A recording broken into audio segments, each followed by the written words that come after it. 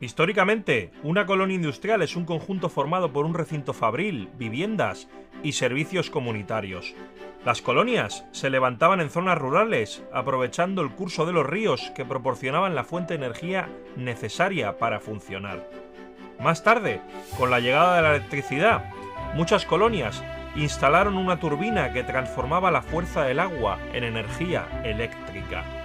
Casi todas estas colonias se dedicaban a la industria textil, como es el caso de la que hoy explicaré. Bienvenidos al canal, hoy visitaremos la colonia Wei.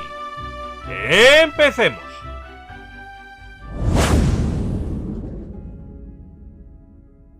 Las colonias tuvieron su aparición en el siglo XVIII en la Inglaterra rural, donde apareció la fábrica como complemento al trabajo del campo. A partir de la segunda mitad del siglo XIX, las colonias industriales tienen un gran desarrollo en Cataluña, con una gran diferencia a las inglesas, ya que aquí surgieron tras la industrialización inicialmente urbana.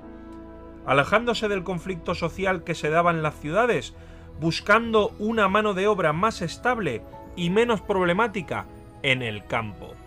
Estas se situaron aprovechando el caudal de los ríos Ter, Cardener y Llobregat, hasta un total de 73 colonias diseminadas por todo el territorio catalán y controladas por los industriales catalanes que ejercieron el paternalismo empresarial sobre las mismas.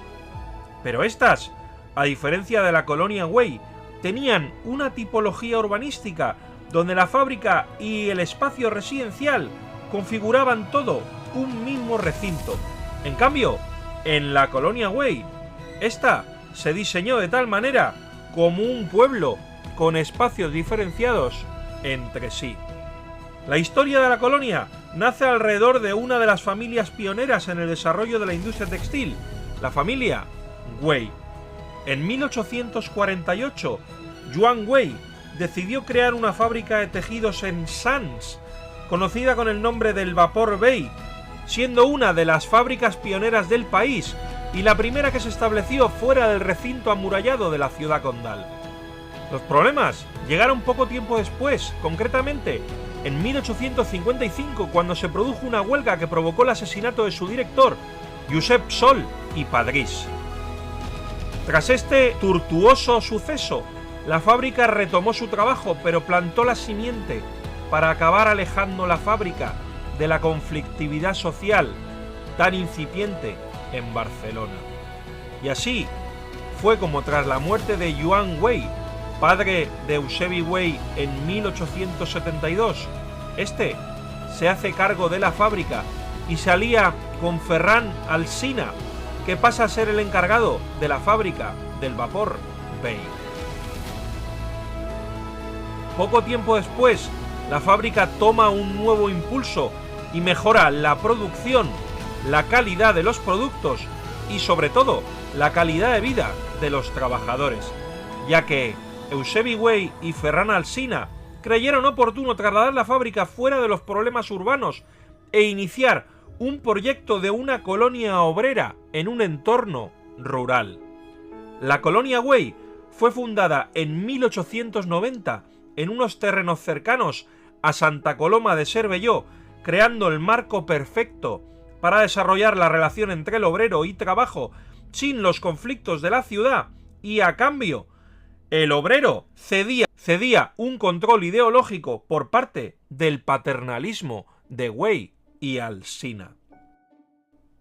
La fábrica funcionaba de la siguiente manera. El algodón era recogido en tierras americanas, era transportado vía marítima, a su vez era descargado nuevamente en las costas catalanas y por tierra acababa llegando a la fábrica, y ahí empezaba el proceso de elaboración de panas y terciopelos, con unos telares especiales ideados por el propio Alsina. En este edificio se iniciaba el proceso de hiladura, de transformar las balas de algodón en el hilo necesario hasta su entrada en el telar.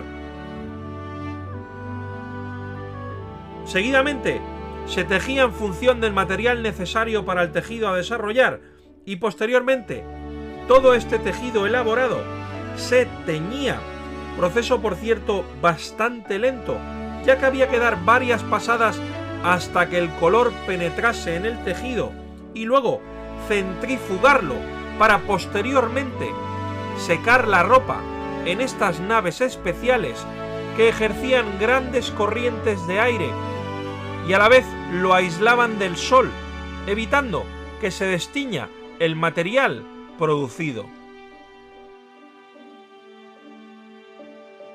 Finalmente, se cortaba la pieza de tejido en función de la medida necesaria para el uso deseado. Mayoritariamente, en la fábrica se elaboraban ropajes para el campesino y telas para el tapizado de mobiliario. Como puedes comprobar, una auténtica fábrica con un proceso de trabajo donde los hombres, las mujeres y los niños menores de 11 años también trabajaban, pese a que existía desde 1900 una ley que prohibía a los menores de 10 trabajar en fábricas.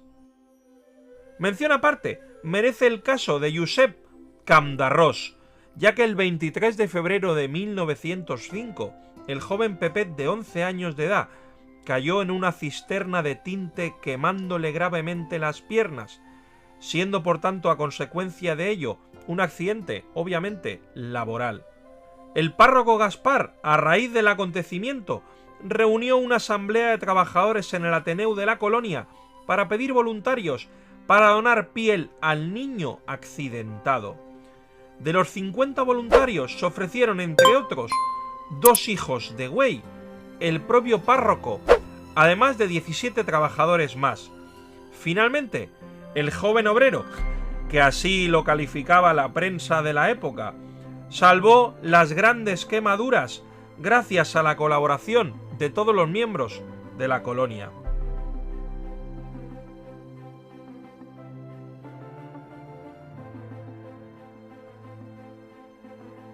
Hasta el punto que se organizó una gran comitiva para conmemorarlo, y estas 20 abejas de la colonia fueron considerados héroes en la misma, con lo que los lazos del paternalismo del patrón y del párroco de la colonia Güell se estrecharon aún más. Con la fábrica a pleno rendimiento, Güell encarga el proyecto de urbanización y construcción de la zona residencial y de servicios comunes a Antoni Gaudí, siendo esto a su vez cedido a Francesc Berenguer y Joan Rubió y Bellver. El trazado urbanístico estaba condicionado por la topografía de la zona y los caminos preexistentes, quedando 2 zonas bien diferenciadas, una el recinto industrial y 2 la zona residencial, dividido a su vez por una zona verde y la masía de Can Soler. Justo saliendo del recinto industrial encontramos un edificio que se utilizó como fonda, ya que tenía la función de alojar a técnicos que venían a reparar maquinaria de la fábrica y que por circunstancias laborales y obviamente de movilidad utilizaban este lugar para hospedarse temporalmente hasta que finalizaran su trabajo. Poco antes de llegar a la zona residencial encontramos la masía de Can Soler del siglo XVII, que tras una pequeña reforma del propio Francesc Berenguer se ubicó la residencia de los Güell en la colonia. Destaca también la capilla de la Mare de Déu dels Dolors, que sirvió como iglesia antes de la construcción de la cripta de Gaudí. Justo al lado de la masía encontramos un depósito que suministraba agua a la casa del director de la fábrica, sin olvidar tampoco más depósitos que hubieron diseminados por el terreno y a la vez eran necesarios para el proceso del teñido de la fábrica, regar los campos y otros usos para la colonia. El conjunto residencial es muy variado. Pese a que predominan las casas unifamiliares con planta y un piso, la disposición más habitual era la compuesta por 4 habitaciones, comedor, cocina, servicio y un patio posterior, dando unas dimensiones de media de 88 metros cuadrados, sin olvidar que cada 2 casas también había un pozo que proporcionaba agua a las viviendas. El proyecto urbanístico también contempla, aparte de viviendas, otros edificios y equipamientos comunitarios necesarios para asegurar la calidad de vida que distinguía al obrero de la ciudad respecto al obrero que vivía en la colonia Güell. De este modo, encontramos los siguientes espacios. Cal Ordal. Eran 3 casas adosadas, unas a las otras, con un sótano dedicado a la cuadra, una planta baja, un piso y unas golfas que recuerdan a la típica galería de la Masía catalana.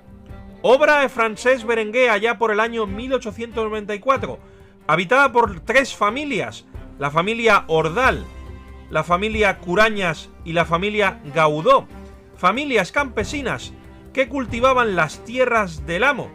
Esta casa demuestra el carácter agrícola a la vez que industrial de la propia colonia. En el año 1910, la empresa dotó a la colonia de un servicio sanitario con médico, cirujano y farmacia. El médico vivía en esta casa de forma permanente para dar servicio sanitario a los trabajadores de la colonia y a su vez a la población de Santa Coloma de Cervelló.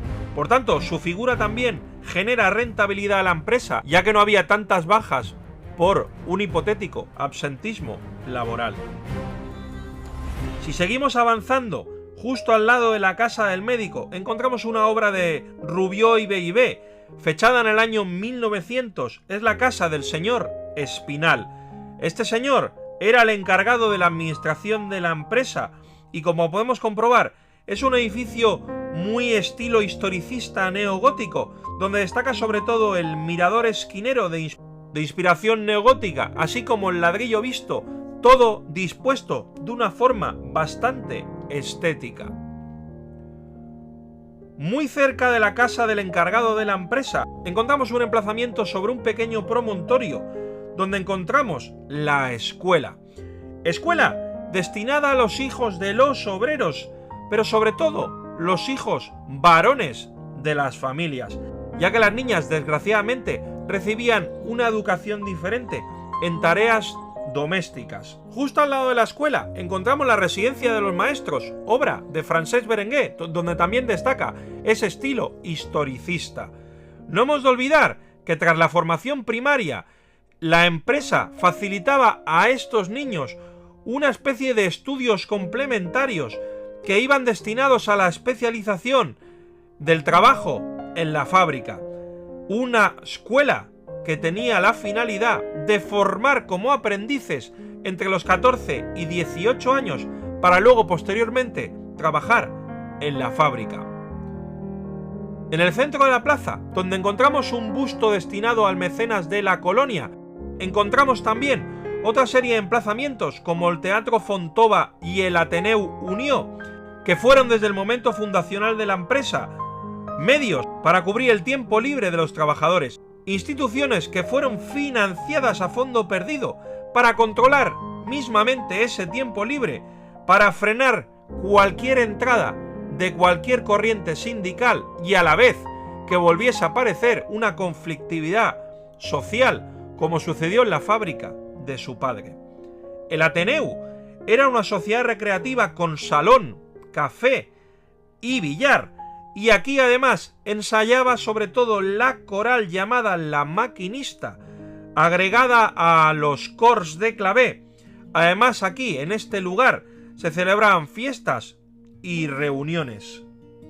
Justo al lado encontramos el Teatro Fontova, donde evidentemente se desarrollaba la sección más dramática del Ateneu, ya que aquí el grupo de teatro era el encargado de divertir al pueblo los días de fiesta. Justo al lado de la plaza encontramos el lugar de divertimento para los niños en su tiempo de ocio, el Centro Parroquial de Sant Lluís. Fundado en 1918, fue la sede del Patronato Obrero de la Sagrada Familia, dirigido por el propio párroco, y aquí se hacía teatro y gimnasia para todos los niños, además de elaborarse la fiesta final de curso, donde se entregaban diplomas y los libros del año siguiente. Actualmente Este lugar ocupa desde 1932 la biblioteca de la colonia Güell, biblioteca promovida por Joaquim Folguera, poeta catalán, hijo de la colonia, el cual estuvo muy orgulloso de que la biblioteca llevase su nombre. Al lado del centro parroquial encontramos el convento de monjas, que fue la residencia de las monjas carmelitas, que éstas se encargaban de hacer varias funciones para la comunidad.